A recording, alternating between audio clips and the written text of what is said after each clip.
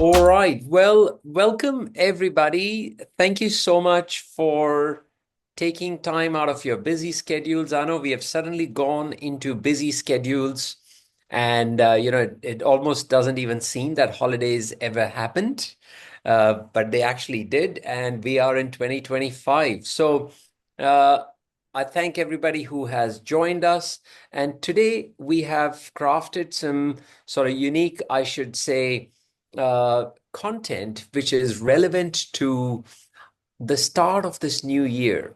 And I think you know what I mean by this. Every time we talk about starting a new year, we always think about New Year resolutions, right? Now, I want to create some engagement in this. So it's not just a one-way conversation that we're going to have.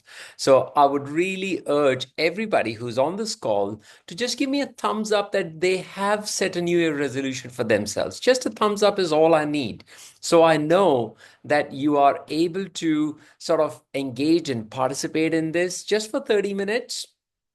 Can I have a thumbs up if somebody has? Yes, thank you so much. I've got somebody who has raised their hand and they have said that they have set beautiful. Thank you so much. That's awesome. So I'm glad that you have a New Year resolution because, as they say, if you do not have a goal of a destination, any road will take you there. Now, we don't want to just get on any road because we don't have a goal. We want to get on a road that actually takes us to the destination that we want to reach at. So that's the purpose of this presentation. And with that, of course, you may know me already. Dr. Arun Dhir is my name for those of you who are new. And along with me, we have our co-host, Monique. Monique is our healthy habits coach. She's got a passion for education, teaching, and she's also sort of done a few courses and degrees in NLP training and also mindset well-being from the university. So I think I feel that it's great that the two of us can kind of, come along in a way that we can give this success beyond scales a direction. Now, I want to say this as a disclaimer, but I want you to know that this is a safe space. There are no judgments. What our whole purpose of this presentation and creating this community is to develop connection and empowerment. As I've always said previously, take the best and leave the rest. Now, one of the things that comes to mind whenever we talk about New Year resolutions, and this is not just my opinion, but this is data coming from research that has been done in the space of psychology, human behavior, is that New Year resolutions tend to get broken mostly. Right? As they say, that almost studies are telling us that about 80 to 90% of New Year resolutions get broken by the time 31st January rolls in. Now, that's a pretty abysmal statistic. So, what we have done, and myself and Monique have been trying to work on how do we create a success framework. Now, when it comes to the space of health and wellness, we want to know that weight loss is not the main problem. Everybody who comes to see us has lost weight in the past. Weight maintenance is the real issue. To be able to sustain that weight loss. Just a show of hands, I hope you'll agree with me on this. Can I just have a thumbs up or a show of hands if you say, yes, that is the real issue? That is what we want to work on. Thank you. So we've had people who agree that, that is where the real problem comes in. So what we are trying to create is, we're trying to create a whole person, holistic framework of weight loss success. And you may have heard this before, but please stay with me because I'm not just going to be stopping at how to create a framework of success. We are going to go deeper today. All right. So let me just quickly summarize the 5 key elements, as you can see on the screen, that form the main ingredients of how to create weight loss success, which is weight maintenance. It's not just weight loss. You may have had a weight loss from whatever modality, and we'll talk about that in a moment. But the 5 key elements are, number one, nutrition. I'm not just talking about food, I'm talking about nutrition. Your body needs nutrition to repair, regrow, and rejuvenate. Number two is movement. How do we have the ability to incorporate targeted movement in our day-to-day routines that allows us that ability to stay active and keep that muscle mass and probably and try and build it? Number three, we know that human beings are emotional beings. If we don't have a way of managing our emotions, we are going to go astray. We are going to drift. The word is drift. Drift means we move off target. And that's where stress management comes in. Then is sleep, and sleep is so critical. It is underestimated, the power of not having enough sleep. In fact, studies have shown that individuals who consume the same amount of calories of food, but one group they took and they were giving them only 5 hours of sleep, and the other group 8 hours of sleep. The group that was only sustaining on 5 hours of sleep had much poorer weight loss results on a calorie restricted diet. And the last and perhaps the most important is, as I said, COVID has taught us this so well that we humans seek connection.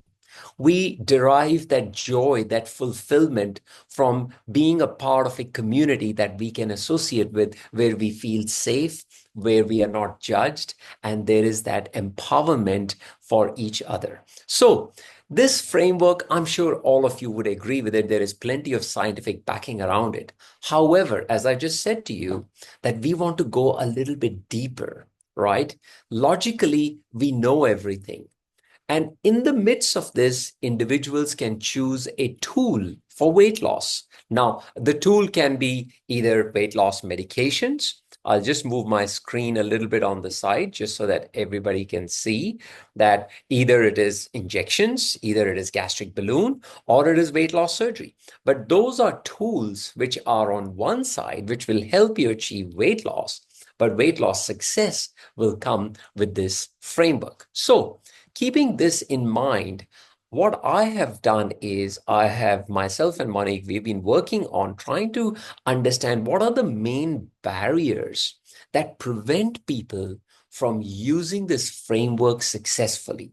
Now, before I go deeper into these barriers myself, I want to ask the audience, is there anybody who feels that besides these 5 things, there would be some barriers which prevent you from adopting this? Like logically, we know that these things work. Any show of hands, anybody agrees that yes, there are barriers? Clearly, I'm showing you 3 barriers, so there would be, but yes. And if you have anything, can you type in the chat box, like, if there is a barrier that you think would be there, I'd welcome. But please, show some engagement. We want you to be engaged in this. So anybody feels that there is a barrier that you may experience. And Monique, I'll come to you in a moment, because these 3 barriers we have seen extensively in our own clinical practice, and we will come to them in a moment. But let's keep the conversation going. And the barrier number 1 that I often see is the willingness to be educated. All right. Now, this is where I see the differences between close-mindedness and open-mindedness. I read a quote a while ago, which actually says that human mind is like a parachute. It functions best when it is open. And that quotation left a really big impact on my own sort of, development, I should say. Because when I came to this country about 20 years ago, I completed 20 years in Australia. I landed here on the 26th of January, 2005. Coming from a different cultural background, there were a lot of like preconditioning and all that sort of thing. But as I met people, I realized the only way to succeed is to have an open mind.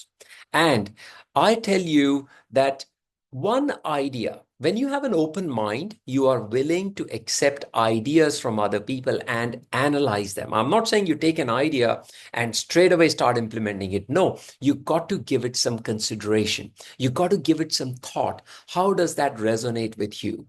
But one idea, if I can just say this, one idea can change the direction of your life.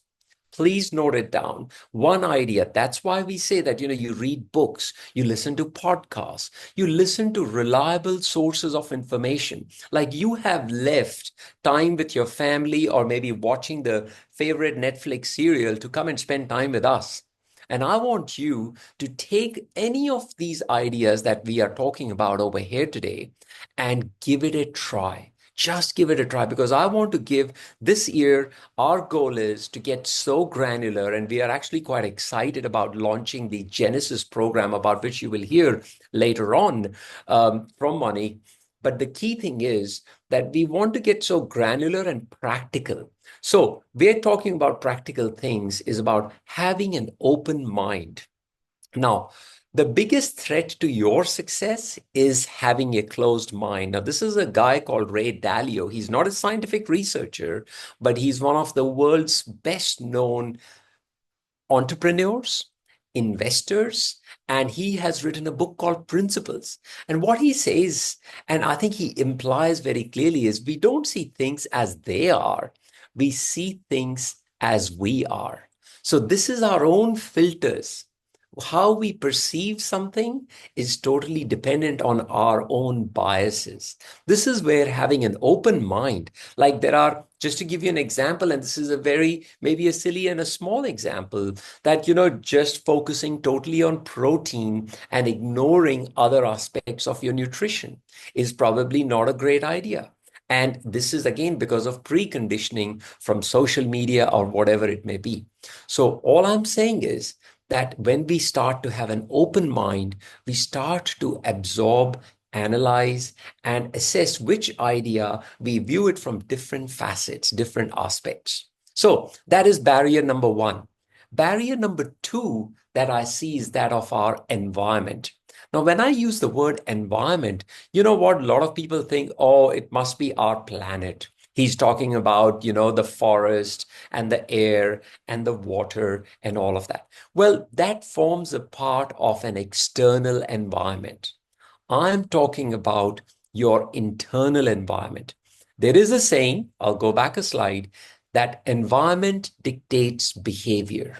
Now, this particular study that I'm showing, and please don't feel scared about this complex diagram that is there, but it talks about four kinds of environments that an individual exists in. One is a macro environment, which is, the planet and the seasons and the air and the water, all of that.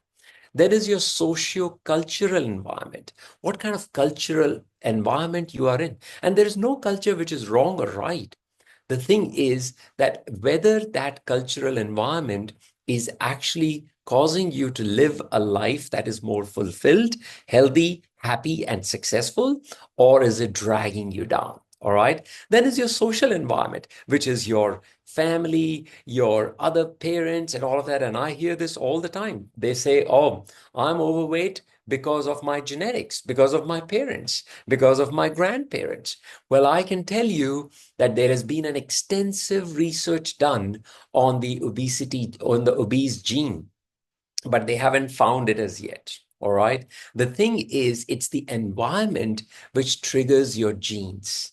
And that is where it is critical to understand that your environment is influencing your behavior. And the physical environment is the home that you live in, the workplace. Now, if your home is cluttered, disorganized, chaotic, well, I can tell you your decisions and your thinking is going to be cluttered, is going to be chaotic, and it's going to be a bit haphazard. Just give me a show of hands if this is actually making sense.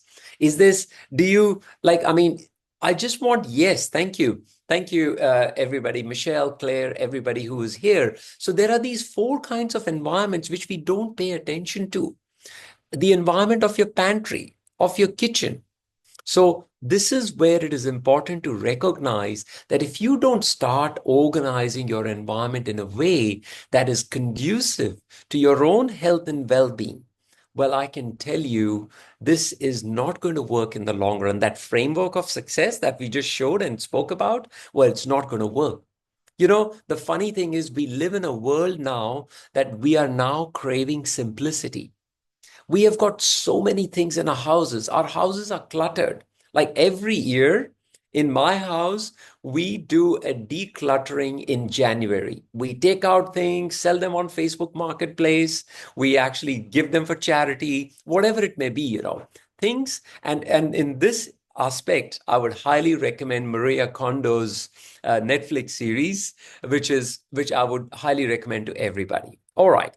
And the other thing is environment dictates our behavior. Imagine if there was a kid who was raised in an environment where playing video games all day, every day was a normal thing.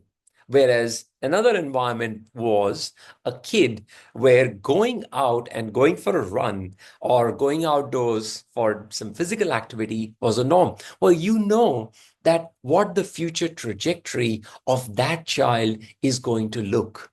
So this is where again environment comes in. And for barrier number 3, I'm going to hand it over to my co-host, Monique. So, Monique, I'm going to get you to share your screen and take over and share with us your wisdom. No worries. So I'm going to give some really tangible advice today. I think one of the key parts to this is when we talk about that emotional stability, how do we make our decisions? And when we do get tipped off a little bit, we feel a little bit that we're not on course. It's really our emotions that are just playing havoc. So one of the things I wanted to share with you today was just some really practical strategies as to how we're able, I'm just going to pop share on there, how we're able to go through and start just simply with our pantry, because we all know that when we get a little bit emotional and things start going sideways, the first thing we want to do is find that comfort zone. Now, for most people, it is in the pantry or in the fridge. So really, I want to give you those practical tips, and going back to what Dr. Arun said about environment dictating behavior. So I'm starting with the pantry. And for those of you who have managed to overtake that pantry, those parts in that pantry which really take your diet habits out into a zone where you're not comfortable. If you've managed to conquer that, well done. If you haven't, and I've just taken these pictures just offline, so that it's not my pantry. I would be quite proud if that was, but I will say that I have got a fairly organized pantry. And one of the things that you'll see here is you've got everything really visual. If you're able to make your pantry really lovely and visual, we're looking at something which is inspirational. We really want this to change so that you are inspiring your taste buds, you're inspiring your heart, really your emotions. You walk in there, it's a place where you feel creative, and it's also about inspiring your health. So what are the things that you can do today or the next week or over this month until we touch base again? Well, we're really having a look. What can you take out of your pantry? What are the things that need to be removed? So you can see that first picture. We've got a lot of items there that are either packaged goods. It's got, fats or sugars in there, which is not going to help us on our dieting process or on our lifestyle. In the end, we don't want it to be diet. We really want it to be lifestyle. We can see in that center picture there, we've got some fresh produce. We've got things that we can actually utilize. And that last picture is all about what are the spices that I can add to that? What are the flavors? What are the condiments that I can use? So if you're looking in your pantry or you're thinking, before I started on this journey, life was really simple. I could walk in my pantry and I could just grab something and eat it. But generally, it wasn't a really healthy item that you could grab and eat. This is where we need to start changing how we look at our environment, what we want in our environment, so our behavior changes and our emotions attached to that change. So organizing for ease, I've got two sets of tips here. So the first one, use those clear containers so that you're able to see what is in your pantry. Try and get portion control containers. Now, I'm a big lover for reusing jars that I use. So if I've bought something, I will rinse out that jar and reuse it, so that I've just got things that I can recycle. I don't always have to buy something brand new. But you might say to me, no, that's not going to work. I'm going to have all containers that look identical. And that might mean a trip to IKEA or somewhere like that where you can get those items. Keep meal prep staples. So, being able to meal prep means that you want to have things that you can grab really easily as well. So, keep all those things together. Use labels on things so that you know when, if something's going to expire, that you've got that detail on there. And this is the big one for the modern shopping family. And you'll see up the top corner there, I've got a shopping list. Now, I've just created this today, and I've created this in notes on my phone. So when you've got your phone, there's a notes section on there. It's the little yellow and white icon. And when you put your notes in there, you'll see down the bottom left-hand side of that insert, there's a little tick box there. This is a great shopping list because as I walk through the shopping centre, I can just tick off when I've got my avocados, bananas, broccoli, whatever. The other great thing, and you'll see I've circled in red up the top there, that's the share button.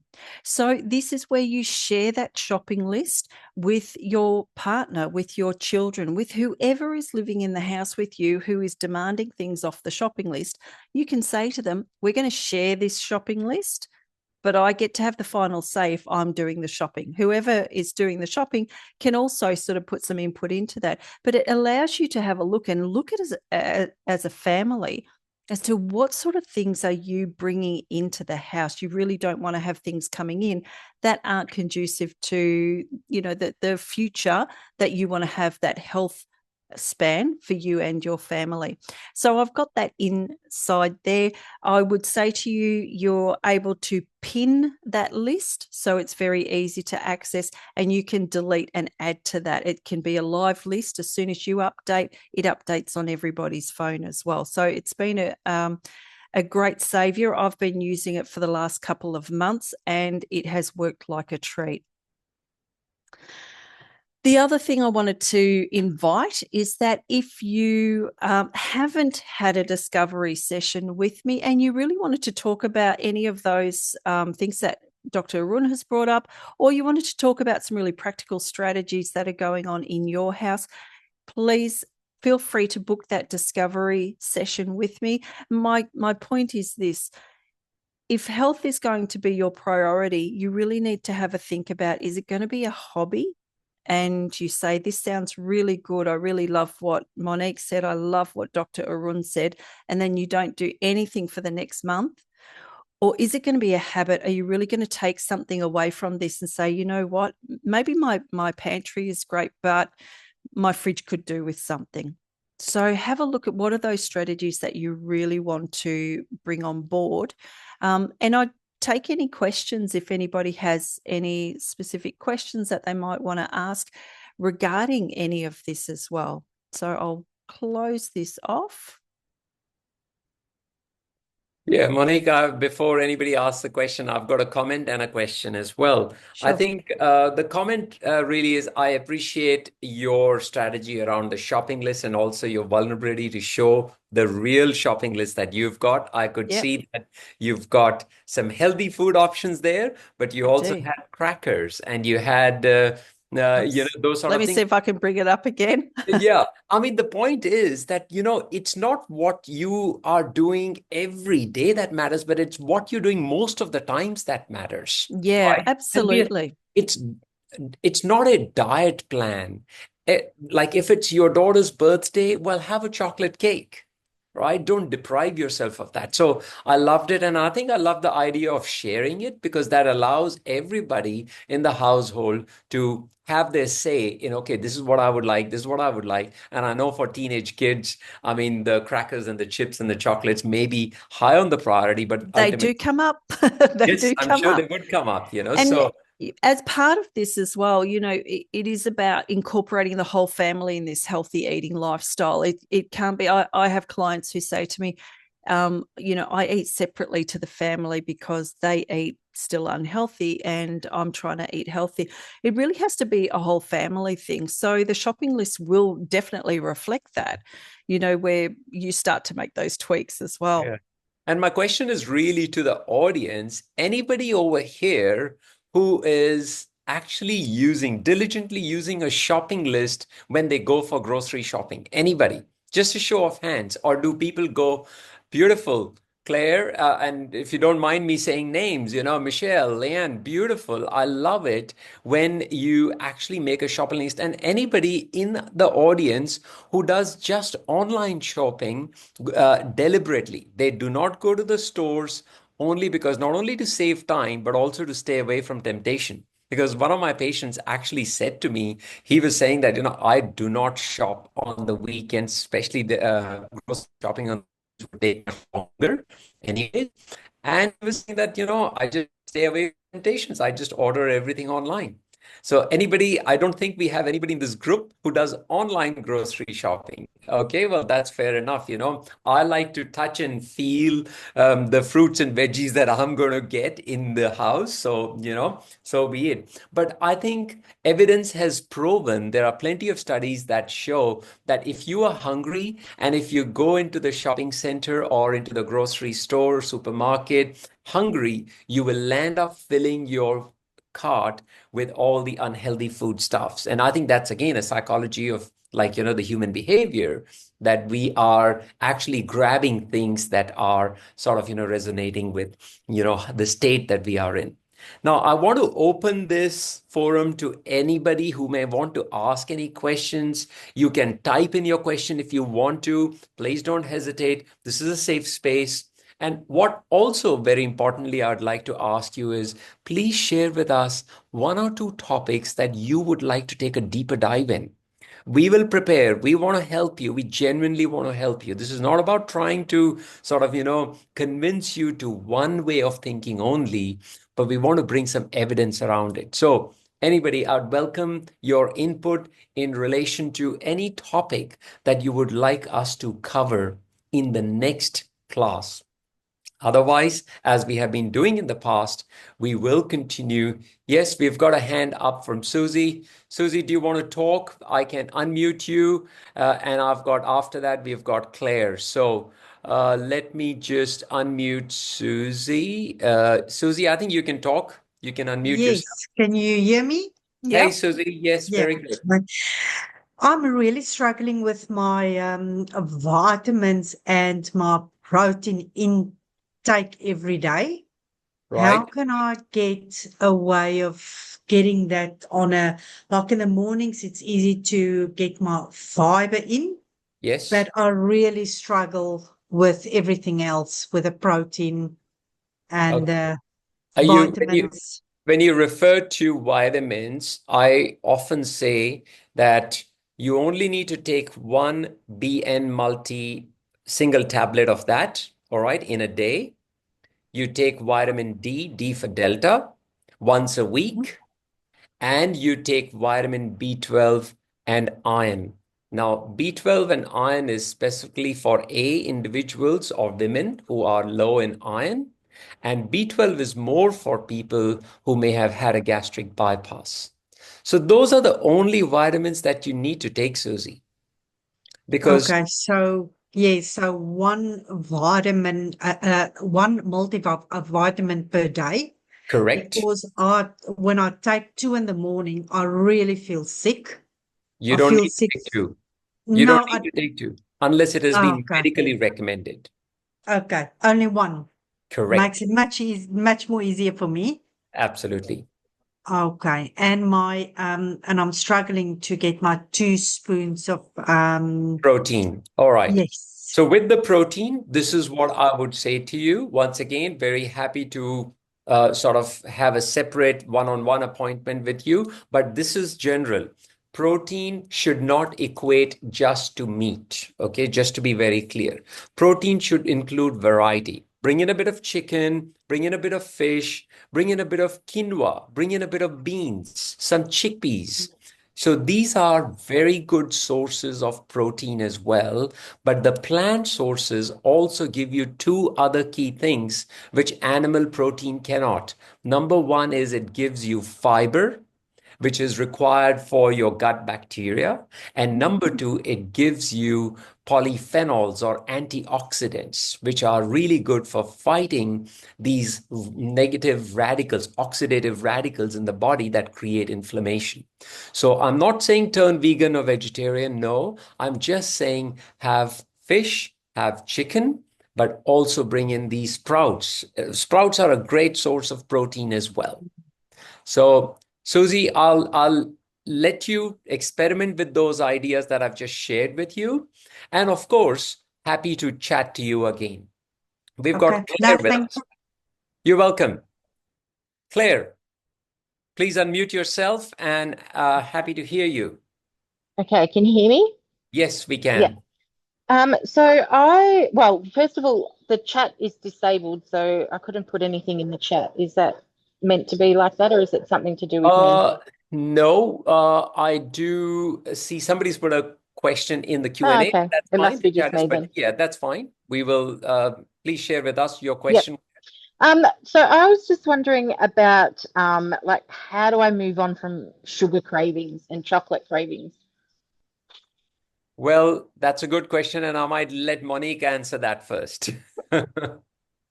No worries. Look, Claire, I think one of the main things is being able to, it's really twofold. It's about Yep. putting your mindset into a space where you distance yourself between you and that sugar craving. So in order to do that, breath is like just an amazing tool. You don't need anything else, just your lungs. But if you can get into a state where you might just be able to, and I'll show you this, and I have done this a couple of times in previous sessions as well. Just bear with me as I stand up. So it is about just disengaging. So what we want to do, we've got the brain saying, get some sugar, get some sugar, get some sugar. And we want to physically and mentally stop that signal going out. So in order to do that, what I do is I start with my hands pointing up. I'll just go a little bit on screen there. And I'm just going to take a breath in. And as I do that, I'm just going to breathe in it to the count of 4 and then turn my hands over and breathe out to the count of 4.